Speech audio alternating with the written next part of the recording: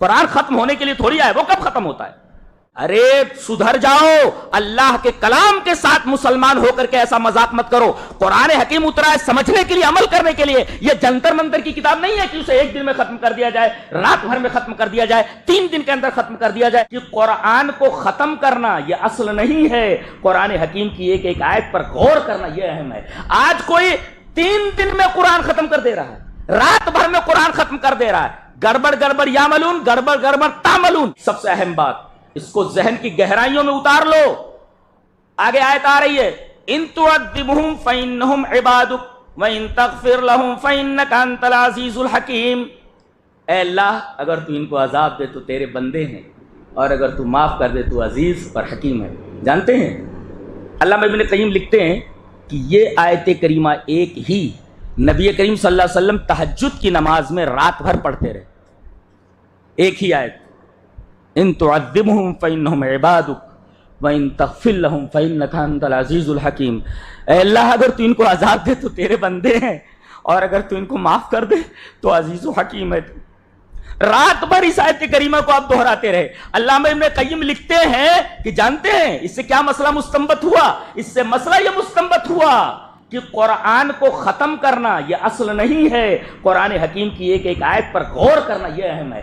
آج کوئی 3 دن میں قرآن ختم کر دے رہا ہے، رات بھر میں قرآن ختم کر دے رہا ہے، گڑبڑ گڑبڑ یعملون، گڑبڑ گڑبڑ تعملون۔ ارے سدھر جاؤ، اللہ کے کلام کے ساتھ مسلمان ہو کر کے ایسا مذاق مت کرو۔ قرآن حکیم اترا ہے سمجھنے کے لیے، عمل کرنے کے لیے، یہ جنتر منتر کی کتاب نہیں ہے کہ اسے ایک دن میں ختم کر دیا جائے، رات بھر میں ختم کر دیا جائے، 3 دن کے اندر ختم کر دیا جائے۔ کہیں 5 پارے رات میں پڑھے جا رہے ہیں، کہیں جو ہے 10 پارے پڑھے جا رہے ہیں۔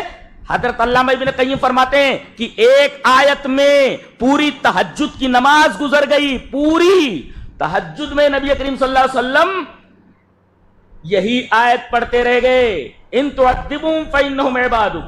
ایک رات میں ایک آیت۔ اس سے سبق ہے کہ اصل قرآن کو ختم کرنا نہیں ہے، قرآن ختم ہونے کے لیے تھوڑی آئے، وہ کب ختم ہوتا ہے؟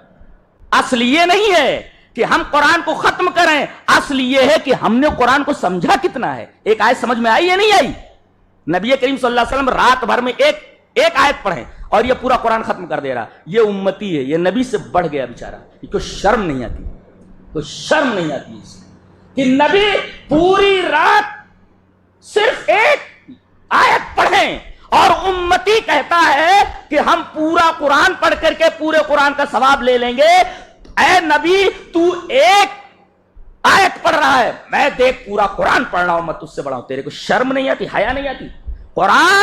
ایسا قرآن پڑھنے کے بعد بھی عذاب سے نہیں بچ پاؤ گے، عذاب سے نہیں بچ، اس لیے کہ یہ قرآن کے ساتھ مذاق ہے۔ ایسا قرآن پڑھنا ثواب کا باعث نہیں، عذاب کا باعث ہے۔ لکھ لو اس کو لکھو، یہ قرآن کے ساتھ مذاق ہے، قرآن ختم ہونے کے لیے آیا ہے۔ ایک آیت سمجھتے نہیں، ایک لائن سمجھتے نہیں، ختم کر رہے ہیں۔ عجیب و غریب بات ہے۔ ان تعذبهم فانهم عبادك وان تغفر لهم فانك انت العزیز الحکیم۔ ایک آیت میں پوری رات گزر گئی۔ علامہ ابن قیم فرماتے ہیں اصل یہ نہیں ہے کہ قرآن زیادہ پڑھا جائے، اصل یہ ہے کہ قرآن حکیم کو سمجھا کتنا جائے، یہ ہے سمجھنے کا معاملہ۔